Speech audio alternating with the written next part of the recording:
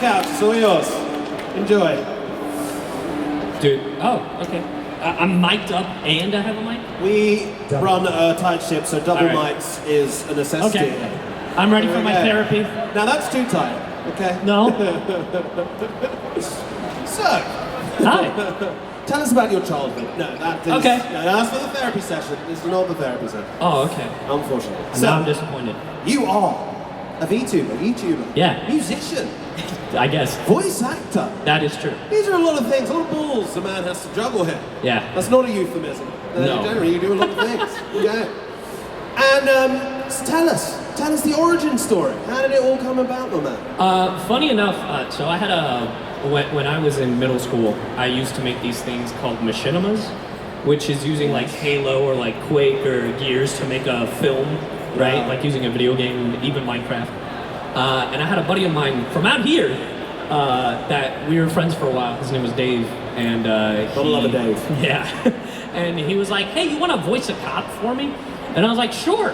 I'm 14 though, and I'm going through puberty, but he wanted me a rugged cop when I was, so I used a pitch filter to make myself sound way lower.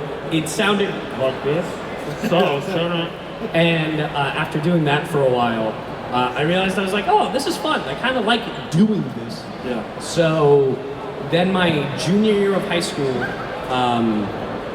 I was really lucky and I just had an entire period of classes that was free, so I could just do whatever. And I was researching voice acting, and I was like, do I really want to do this? And then my senior year of high school, I took drama, which was improv, and then writing and theater, and it kind of made me realize, oh, I really like doing this. And then I dropped out of college because I was studying to be an animator. And I was like, oh, this is the most miserable I've ever been.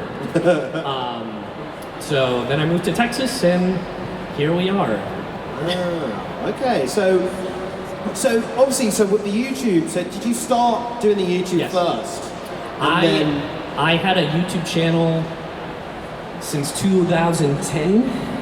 It was known as Kaggy Films, Kaggy Films. We got any Kaggy film fans out here? There they are. Thank There you. they are. Yeah, and I would make like, it started off with machinimas, then video game commentaries, then a lot of Dragon Ball commentaries. Oh, you like a bit of Dragon Ball, dude? Oh, I'm so excited for the new game. Oh yeah. Yeah. Sparking Zero, baby. Yes, sir. It's back. Yeah, I'm so hyped. Did you see that you can make whatever scenario you want? No. So, you know how Mario Maker exists? Yeah. They have that for Dragon Ball. In Sparking Zero, they've added a mode where you can just make whatever scenario with like cutscenes and subtitles. So I can be Raditz and take Gohan as my own yeah, and take him to the burning planet Vegeta to just be like, this is your life. This is what's happened to I you guess so. and your family. Yeah. And So Goku what will they just be showed- there crying. This is amazing. Yeah. I can make Gohan the leader, the actual main character after the Cell games. So I can You do what could. Akira Toriyama was meant to do. You really This is could. amazing. When I want to buy it now. Why isn't it out yet? Yeah. I'm angry. October. I'm In ready. October. I'm ready. I'm ready. That is awesome. Okay, that's cool. So, your first actual credited role, I believe, was in Fairy Tail, wasn't it? That is the very first anime I ever worked on. How did you land such like? I mean, that was huge. Fairy Tail. Yeah. Big deal. I, so if you're out the gate with it. You know, you got from Rugged Cop, number 3. Number to, 3. Fairy Tail. It was really funny because I had moved to Texas in September of 2015. I auditioned for Fairy Tail in October, and I didn't record until November. I was really lucky. I had friends in Texas. They had recommended me because they were like, hey, they're looking for more folks for One Piece, just to do incidentals on One Piece. And I was like, oh, okay. And I had some stuff, because I had worked with them on indie projects before, and then they were like, hey, they're doing auditions for Fairy Tail, and we want you to audition. I was like, okay. And I read for everybody, like the character I ended up getting was not on the auditions, but I had read for his friend, and it was during the Tartarus arc. Like I had read for Jackal and all these other characters, and it didn't work out. I ended up getting another character, and I found out it was because the director was trying to do like a Dragon Ball themed thing. Because I played Drake the Sniper The only character in that anime that doesn't have magic and has a gun, so, you know, America. And the other two members of my guild were Scott Frericks, who is known as Kaiser Neko, and the other one is Nick Landis, who was Lanny Pator. And they are the guys, two of the guys that started Team 4-Star. And they wanted it, and the director was like, oh, I was trying to do like a Dragon Ball themed, like kind of guild thing, like a web thing. And I was like, oh, okay. And then eventually they just kept using me for like other things. But I got really fortunate. That bridge there is iconic though. Yeah. That is iconic. Mr. Popo's pecking order, I think, is one of the funniest things ever put to film. Yeah, to this day. The thing is incredible. Right, so you have done a lot of things. Like I've been very fortunate, yeah. Specifically, we've done our research, 374 projects, ladies and gentlemen. A round of applause for that. I mean, look at that. Yeah. It hasn't even been a decade yet. It's crazy. It's crazy. But, you know, set that carnage aside.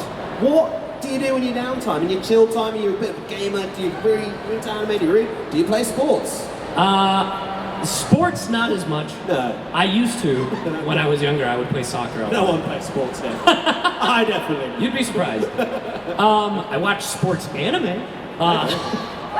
But funny enough, my downtime is streaming, believe it or not. Like, I know that a lot of people, and it can be a job to an extent, obviously, but for me, the streaming part is me just relaxing, because I'll be like, okay, cool, today we're playing Paper Mario, okay, we're playing this, that, and the third.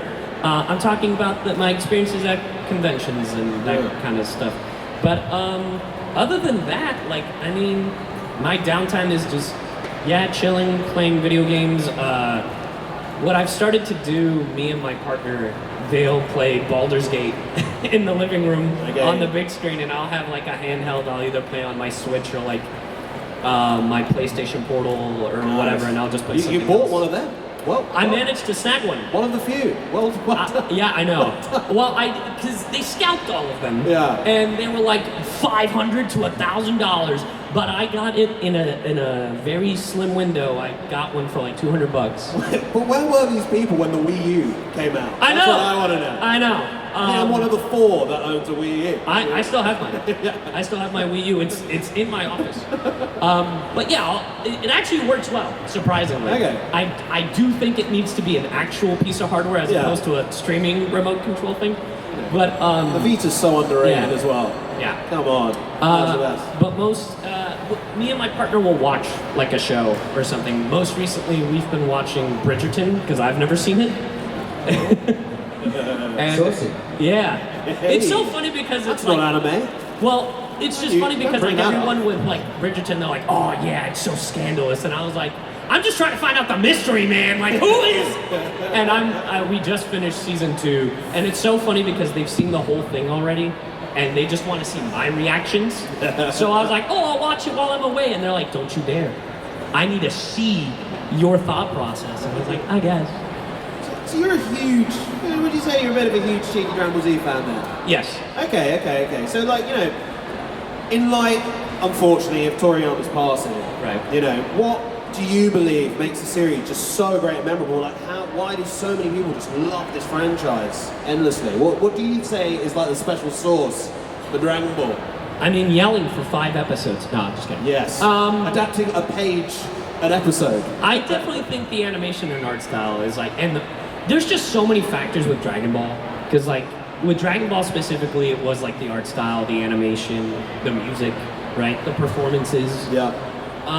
But when it comes to like just anime in general, I feel like the animation does make someone stick around for a while. Because like, I mean, when Chainsaw Man first dropped, all anybody was talking about is the animation. Yeah. Jujutsu Kaisen Season 2, the animation is... Demon Slayer.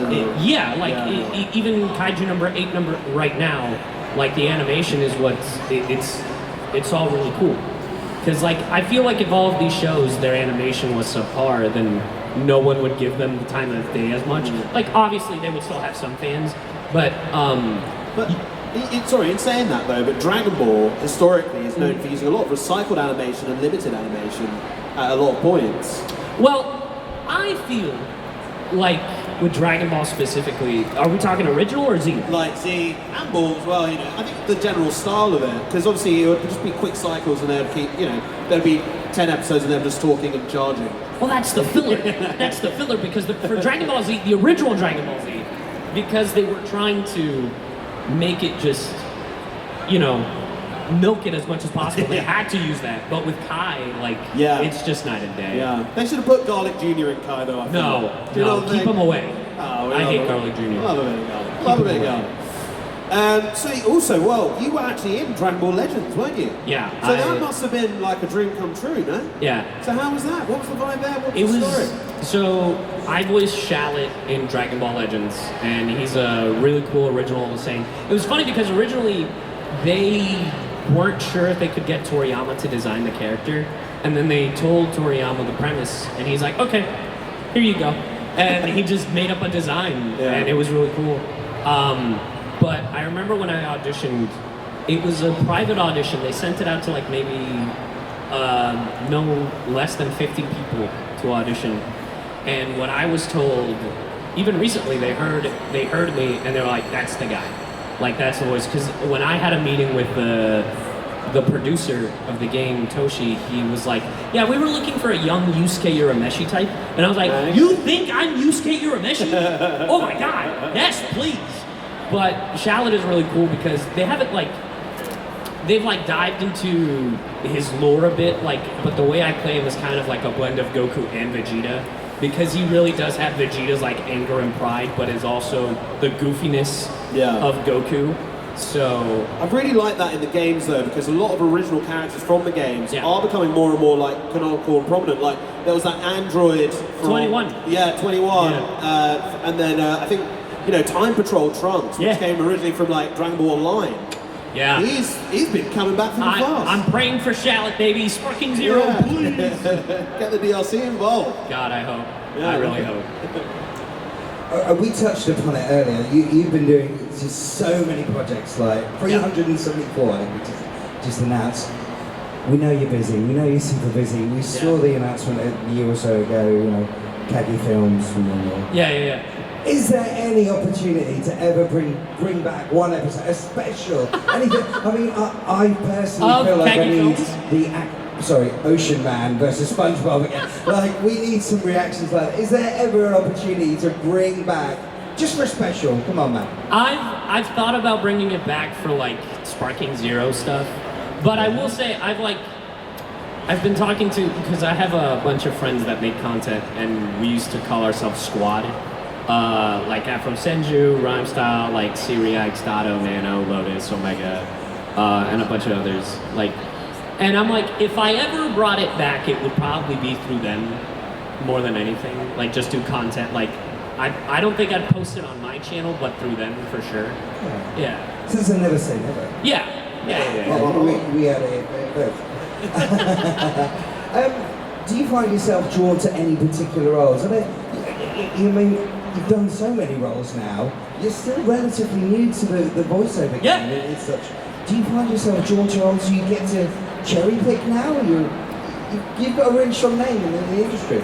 It's funny because I technically could. It's getting to that point where, and it's really funny, I've gotten auditions where I'm the vocal reference, which is really cool because with auditions they'll be like, oh, we're looking for this character voice or this type of thing, and recently it's been my voice, and I'm like, oh, and I haven't booked those. Funny enough, it's so funny. They're like, we're looking for this, and I'm like, I'm here. Nah, and I'm like, what? But I don't know. I feel like I can be picky, but I enjoy this so much that I try not to be, which I really should be. Because my schedule is 9 to 6 p.m. is voiceover, and then 6 to 10 is streaming. But even then, it's between that, conventions, and going back and forth between Los Angeles and Dallas, it's a lot. And I still have to, take care of my animals, enjoy life, I guess. But yeah, right now I have not been cherry picking. I feel like I should be, but I just enjoy it too much. Yeah, I know, we're all guilty of it, aren't we? Yeah. A job comes in, yes please, I'll have that. Yes, please. You know, straight away. But do you take time to actually have you time as well? Because you just said how busy you are. I mean, that just sounds insane to me. I thought I was busy, my is busy. We're not busy. Lies. I mean, I feel like I am. It also doesn't help that I wake up at like 10 or 11 a.m. as opposed to like I should probably wake up at like 8 or 9. But I also go to sleep at like 2, 3 a.m. So I feel like I'm justified a little. But yeah, I don't know. I just like working right now, and I'm wanting to do it now when I have the energy, as opposed to later when I won't have the energy. Yeah. So That makes sense. yeah. And is there any roles that you picked up along the way that you read for and you thought, I'm not sure this is going to go anywhere, but it's a paycheck, it's great. And then suddenly the fans go, yes, that character. I feel like that's a lot of ways. Like, I'm gonna be honest. When it came to Honkai Star Rail, I was like, I don't know how well this will be received because I mean I was already in Genshin, and so many folks were like, oh my god, I love Genshin, I love Genshin. But at the time, Honkai Star Rail was like, oh, it's a JRPG. The style's a little different. Like, sure, the art style looks similar to Genshin, but that game is doing so much better than I thought it would. It's awesome. Because I'm like, oh, I like sci-fi. I like space comedies, because it's just, let's be honest, Honkai Star Rail is just a fancier anime version of Doctor Who. It is, you literally traverse to planet to save them from blowing up. I'm like, oh, okay, yeah. And sometimes they don't blow up. Sometimes it's just a nice little adventure. I was like, oh, it's Doctor Who, yeah. And you're on a train instead of the TARDIS, absolutely, yeah. But I love it. It's honestly, a lot of folks ask me, what's your favorite role like that you've done? And I can never say like, oh, this one or this one. I say it changes by the day, because there are some characters that I like more doing on a specific day than others. But man, Jing Yuan, I'm very fortunate in Honkai Star Rail. Like, that might be actually my favorite one. That's a great answer. We're going to hand out, I reckon there's probably a couple of questions out there in our audience. So people want to raise their hands. I'm going to come and bring a mic out to them. I'm going to leave you a mic for a second. We're going to get some audience questions for you now. Lovely stuff. I'm sorry, are you Silva from Mashal? Who cosplays Silva from Mashal? Silva's a very bully. He's a bully. It's very funny. Is this where we start? Sure. Hey. Hi, first of all, huge fan. Well, thank you. Lots of these. So I'm currently doing my miniature watch of Nambaka. Oh yeah. And I wanted to ask you, because Uno has so many like perfect one-liners. What is like your favorite, or like handful of favorites that you did? I recorded Nambaka back in 2016, and there is only one line that I will continuously remember, and it's from season 2. And if there are any children in the audience, I am sorry. It is, quit pulling on my hair until we both agree on a safe word. I don't regret saying that, because I think it's one of the funniest lines I've ever recorded. But yeah, no, it's that one. That is the only one I legitimately remember. Yeah. Thank you for your question. It's a parental guidance moment there. That is a great question. Did I see your hand up? Yeah. Hello. Hi. Hi. So as Sayu, for what is the worst instance of tech support that you've had to provide for Monarch so far? Oh man. It's probably the plane. If you guys don't know, I literally had to help out my friend while I was about to take off on a plane. And here's why it's so much funnier now, because we both use a preamp known as the Go XLR, which uses a bunch of different like audio layers, so you can like have Google Chrome be on a different track as opposed to like you're streaming, and then so and so. And they were asking me this audio question. And I'm in the middle of the runway about to take off, and I was like, what's the issue? And they're like, my audio doesn't work. And I'm like, okay, did you check this? Did you check this? You better hurry up. I'm about to take off. And it's this whole sequence of events, and a lot of people ask if that was real or staged. I still have the text messages in my phone to prove that it is real. And the funniest part is, they still have the exact same issue as of last week. Last week, they told me it's like, yeah, my audio has been messed up for like 2 months. I haven't told you. I'm like, I've been telling people you haven't had tech issues in months, and it's just you won't tell me that you're having tech issues. So, yeah, it's pretty funny that it's still the exact same issue from 3 years ago that is her problem. So yeah. We go one over here. Hi. My question for you is, we both know Sino tells some incredible jokes. Yes.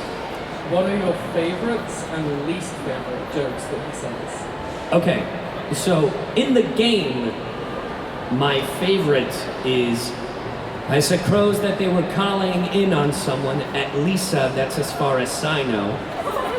And my least favorite is, you could say they were test friends forever. The test friends, by the way, is because Sucrose wanted to have Kale's saliva in a test tube. They did not give me that context when I recorded that line, so I'm playing Windbloom and I see that and I'm like, that's disgusting. So definitely that. Gross. Yeah. Hi. Hi. Again. So, I know you use genuine and I do. Sino. I'm not in future context, but like from the voice lines you've recorded in the past, has there ever been a point when you've gotten really emotional while recording for the characters? For Sino, the Sethos quest, for sure. For Genuine, I feel like there was the trailer, the animated stuff for talking about the banishment of Don Hong. That animated trailer where it was like the Don Hong, Don Feng sequence, where talking about like how Don Hong is banished. I felt like that was, and then maybe some future stuff. He doesn't die, all right? A lot of people, by the way, I have to address this because so many people were like, we saw the tweet, he cried, oh God, Genuine is dead. He's not dead. Spoilers, he doesn't die. But it just gets emotional, that's all. And also, I didn't even reference Genuine in there. People just assumed it was Genuine. I could have recorded Sino. I could have been working on anything else. But I do find it funny I went immediately to Genuine. That was funny. But yeah. Hope that answered your question. I am a huge Lovely Monkey Kid fan. So Yeah. Since you joined Lovely Monkey Kid, what has been your favourite macaque line so far? My favorite macaque line since I think one of my favorite moments was recording the video game because I just got to do like Billy Commets. Because I really tried my best to mimic Billy's performance from when he was first introduced. Where it's like, a macaque, the six-eared macaque is my full name. But I really enjoyed that. There was also a lousy peach-eating idiot, ignoring all the world's problems. But yeah, I really enjoyed working on Lego Monkey Kid, and I still do. It's super fun, and I can't wait for folks to see season 5. What? Oh yeah, we finished recording that like a year ago. Yeah, no, we recorded that a while ago. Yeah. Hey there. Hey there. I want to ask, why is Horimiya the absolute pinnacle of romance anime? And just how guilty did you feel being mean to Hori, even though she loved it? I feel it's because they got together, as opposed to in the middle of the thing, as opposed to waiting till the end of the anime to get together, and then you can see what their relationship is like together. And it's funny because Miyamura regrets being mean to Hori, but I'm just like, this is dumb. I had a lot of fun just doing all that. I think my favorite line in that whole sequence is like, it's not what it looks like, so get your mind out of the gutter! It was a lot of fun. I really do find that show very sweet. Especially because like when I recorded that show, it was right before I had proposed myself to my partner.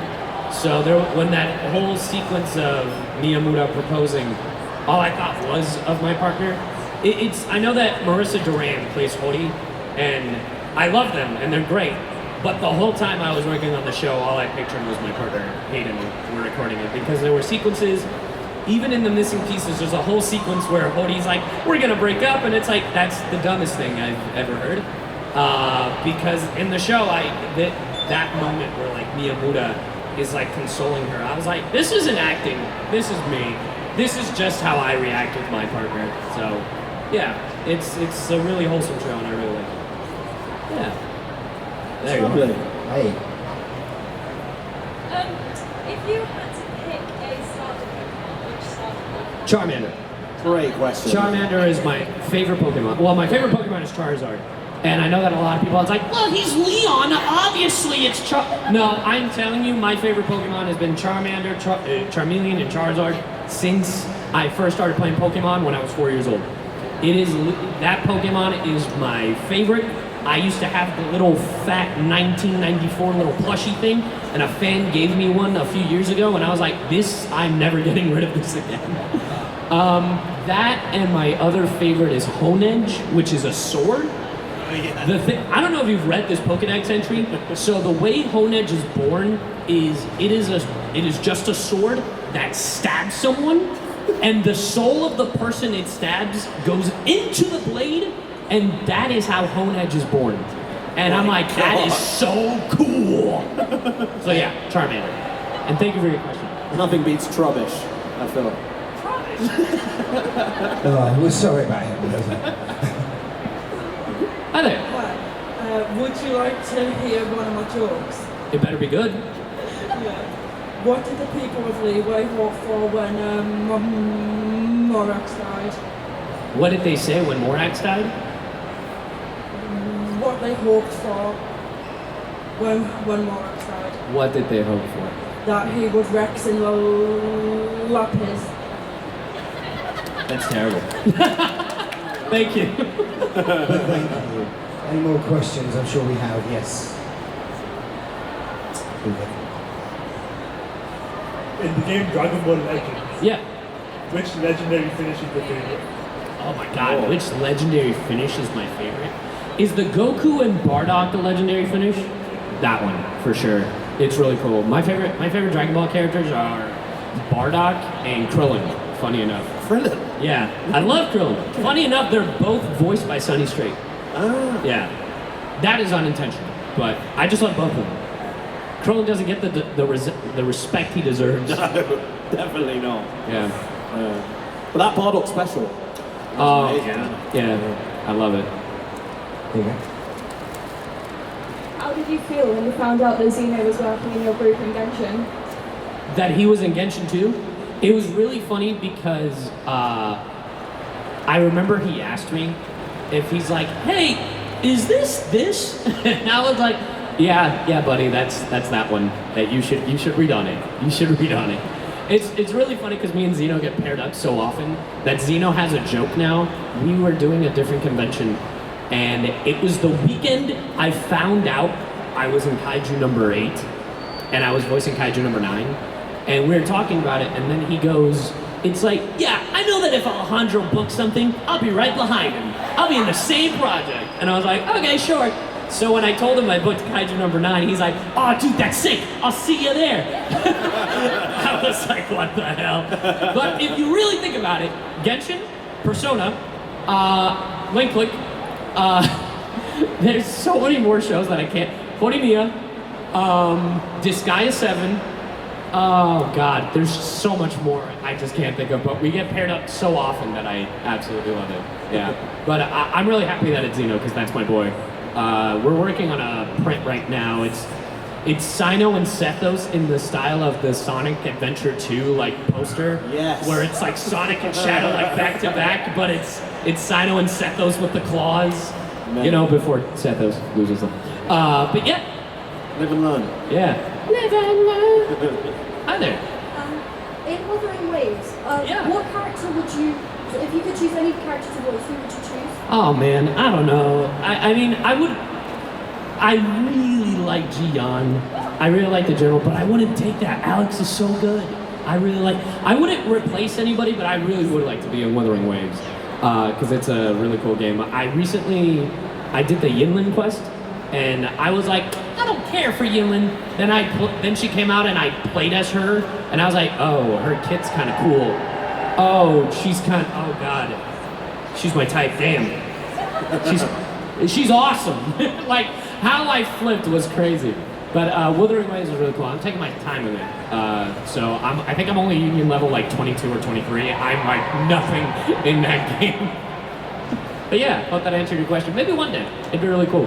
A general for the memes. So in VTubing, which VTuber are you most comfortable collaborating with? And who's your dream collab? Well, obviously, I feel like I'm most comfortable with Monarch, like Amelie, just because we've known each other before VTubing. The ones I'm definitely most comfortable are like Monarch, Joel, Liz. Those are the ones, Sella, who's my partner, I mean, obviously.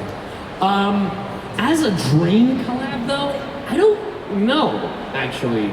Because, like, I've had the opportunity to just chill and collab with, like, a bunch of different VTubers at the moment. Funny enough, one of the people that I was like, oh, it'd be really cool to, like, do a collab with them, I just did, like, 2 weeks ago, and it was Ray. And getting to play Mario Party with him was super fun. Him and Nags and Joel, I was like, this is cool, this is a vibe. He invited me to play again this coming week, but I was like, I'm too busy. The following week, though, I'm in. So, but getting to play with him was really cool, because I didn't think I'd ever get the chance. Other than that, I don't know. At the moment, I don't know. Probably anybody from V-Shoujo, but I've had the opportunity to already do that with like Zen and Fruit and even Mouse. So, Matara would be cool. But yeah, I think they're all cool. So, yeah. Thanks for your question, Andy. Hi. I'm just wondering how specifically you decided to why you decided to get into VTubing other than like Iron Mouse. Iron Mouse. Seriously. So the funny thing about VTubing was, I originally wanted to do it as a joke. I wanted to make a Muppet version of myself and just be like, oh, this will be for fun. And then I tweeted about it, and Iron Mouse messaged me, and this was like 2020, 2021, and she was like, but you have to do it. And I was like, what do you mean? Seriously, I have connections here. Here you go. There's Iron Vertex. Here's make a VTuber. And I was like, I think I'll see about it. And I have this cover band, which was Weeby, now Sayu, on Spotify and like streaming platforms, where I do a bunch of song covers and stuff. And I was like, okay, well, worst case scenario, I have a mascot for it. Best case scenario, I guess I'm a VTuber. And we're in best case scenario. So, yeah. But it was Iron Mouse. Blame Iron Mouse. So, yeah. Hey, what up, Rob? How's it going? Hey. So yeah, on the topic of Sonic. Yes. I'm gonna try and manifest this for you. Oh my God. If you could have a character designed for you. Oh. What kind of creature would you think most fits sort of the idea that you would have for it? A raccoon. A raccoon. A trash panda, please. Like in Sonic Rush Adventure. Yeah. There was a raccoon in that one, wasn't it? Yeah. They have so many, and they're making more. There's so many characters. They just can't get enough of the animals, can they? They can't. And Dr. Eggman's just there, on his own, still. He had to build a robot to have a friend in Frontiers. Oh, make me a robot raccoon? Hell yeah. Metal raccoon. Yeah. What up? Answer this question carefully. Okay. What is the most overrated Pokemon game you play? Most overrated Pokemon game? As in like Gen 1 to 9. Great question. Most overrated? And he also said, they said, answer it carefully. I'm gonna be honest, so I could not for the life of me get into Pokemon Black and White. And I know that a lot of people really like it because of the story. I just could not stand the majority of those Pokemon. Like, those Pokemon designs were rubbish. Exactly. He's an icon. Rubbish. I hate that trash. It was just like, it was the first time they introduced so many of like the trash Pokemon, the ice cream Pokemon, the chandelier. Like, I'm just like, what are we doing? But it's so funny because like now Scarlet and Violet has like a literal engine. And I'm like, what is going on? So, but yeah, I don't know what it is. I still can't get into Black and White. Maybe I'll give it a chance. I also couldn't get into Sun and Moon. I tried it. I played 15 hours and I was like, I'm bored. I'm done. Thank you. That's my time. My personal favorite region is Diamond and Pearl. Nice. That's my personal favorite. Sinnoh. Sinnoh, yeah. Sinnoh region. Yeah. But I feel like the best bang for your buck in like mainline Pokemon is probably still Gold and Silver, because you get 2 regions. Absolutely. Yeah. I mean, I do like Scarlet and Violet for how expansive it is. Sword and Shield is probably the one I enjoyed the most, especially the DLCs. The DLCs for Sword and Shield, I was like, oh, this is what Pokemon needs to be. But my all-time favorite, as of recent, is Arceus. Oh, nice. Pokemon Arceus was such a cool Pokemon game that I was like, oh damn. So I'm really excited for it. Pokemon Arceus Zaw, whatever, or Pokemon Legends Zaw is going to be. So that'll be fun. Colosseum's underrated. Oh my god. Yeah. Oh my god. XD Gale of Darkness. Colosseum? Oh yeah. Where's my remake? What was that Pokemon game where they just gave Pikachu pockets and that was a Pokemon? What? They just gave this rat some pockets and he just puts his hands in his pockets. I don't know which one. Do you guys know what I'm talking about? I can't remember which one it was. I have no idea what you're talking It's a about. terrible design. I don't know who. Someone got paid to do that, but regardless. Okay. Well, judging from the response, that was the correct answer. By the way. Yeah. Well, do we have some more questions? I have seen some hands up. I'm trying to get around as quickly as we can. Here we go. Hello. Do you think Jing Yuan is a joke? Jing Yuan is a what? Do you think Jing Yuan is a joke? No, I don't think Jing Yuan is a JoJo reference. I think the only JoJo reference Jing Yuan has is that his Seiyu, the Japanese voice actor, is Daisuke Ono. So that might be the only JoJo reference with Jing Yuan. Just down the front there, right? Oh, I'm trapped in the middle. Stuck in the middle with you. Here we go. Get free there. Sorry. He's going. Hi friends. Wait. We were here. What's like the worst like voice line slip up that you've ever had when trying to record a voice line? What's the worst voice line I've ever had to record? So I'm in a show called The Irregular at Magic High School, and I voiced Tatsuya Shiba. There was a spin-off show where it was from the perspective of the sister, and in the very first episode of that, they were at an ice cream parlor, and I had to say, "Oh, Miyuki, you have a little cream on your mouth." When she was eating ice cream, but out of context, it's very bad. And I was like, "Could we change that?" And they're like, "No, say it." And I'm like, "Okay, that's so cool." So yeah, that. Thank you for your question. So, say if there's any future events where Sino could meet like a new character, who would you want to meet? Any new character or a character that's already? Any? If he could meet Nuva and Farina, I would love that. That or him dueling against Ito and TCG. So, one of those, for sure. Hi. Hi there. Which character would you like to voice besides Sino in Genshin? In Genshin? Ah, that's so tough. Or any other character, cool character?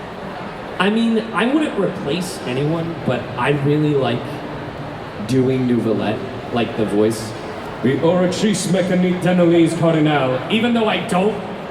Even though I don't voice him, I've had so many people be like, "Could you say it?" I was like, "What are you talking about? Ray Chase is down there."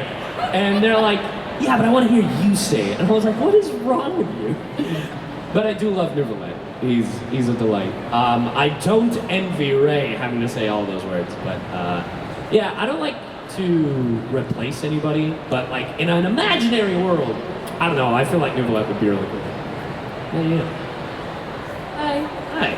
So in Genshin, Yeah. what's your favorite ship? My favorite ship. Yeah. Beto's ship. Nailed it.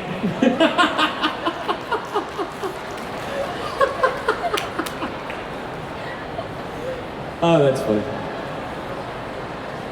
Hi. Hi. In Genshin, Yeah. if you didn't voice Sino, which character would you want to voice? I auditioned for every male character before sign-up. I've literally been auditioning since the beginning of the game. I've read for Diluc, for Child, for Zhongli, for all of them. And it wasn't until Sino that they were like, yeah, you can be Sino. I don't know.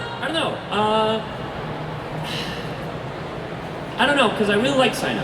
I really do like Sino. If I wanted to voice anyone else, I feel like Tainari's cool, but then there's also Nuvolette. So, I don't know. One of those. Yeah. Hi again. Hi. What is your favorite project, YouTube project, that you've done for any other creator? YouTube project? Yeah. Okay, so I have a buddy. He goes by Belena Productions on YouTube. He makes a bunch of Sonic animated stuff.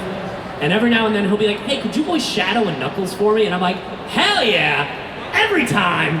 He made these videos called Sonic Christmas and all this stuff. And yeah, he'll have me like do Shadow. And if you couldn't tell, I'm a Sonic fanboy. And one day I would love to voice in the Sonic franchise. That is my dream.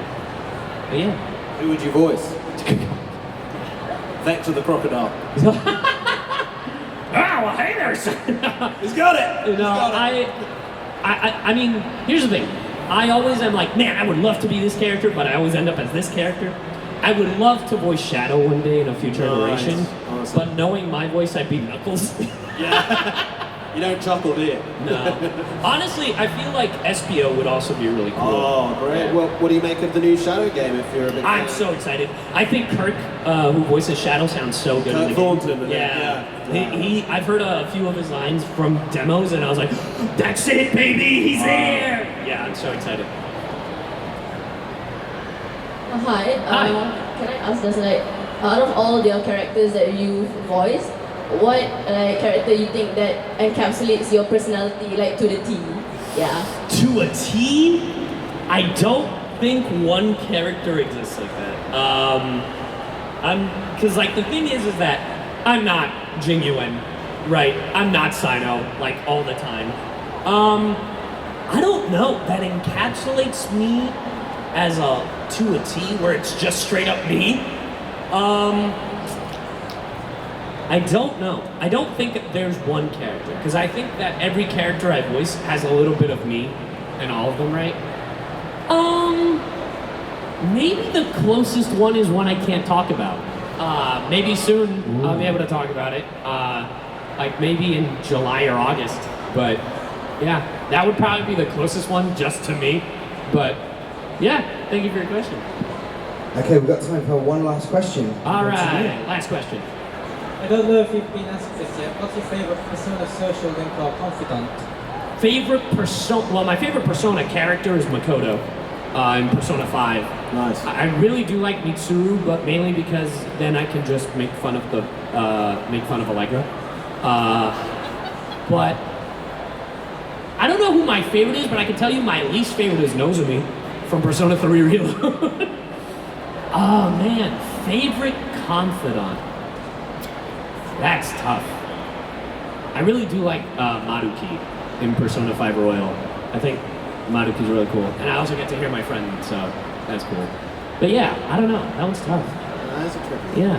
Well, thank you for your question.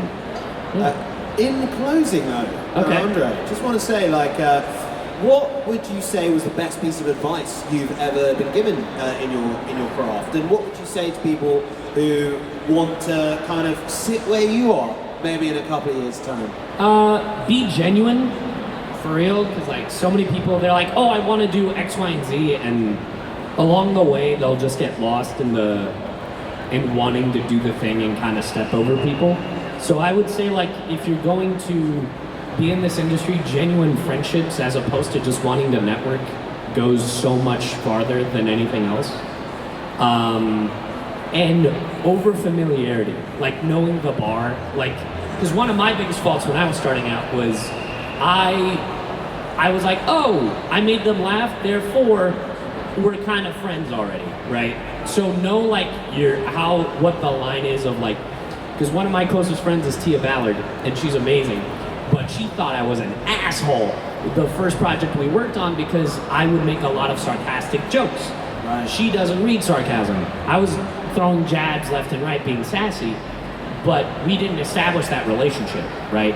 So I would say, like, you know, right off the bat, you're not going to be, you know, social link 10 with everybody. You have to work your way into it. So definitely, like, you know, over familiarity and genuine friendships. Just know the line, like because what works with one person doesn't work with everybody. Sure. Yeah. So kind of like read the room. Yeah. Brilliant. All right, guys, let's give a round of applause for Alejandro Saab. Thanks for having me, guys. I want to say a big thank you to all my Patreon supporters, and I wanted to shout out Kimono Cat, Kira Stanada. Your help goes a long way to help support the channel, and if you want to help support the channel, the links to my Patreon and channel memberships are listed below in the description. あらあら、チャンネルをサポートしてくれてありがとうございます。チャンネル登録、高評価お願いします。以下のリンクから商品を入手することができます。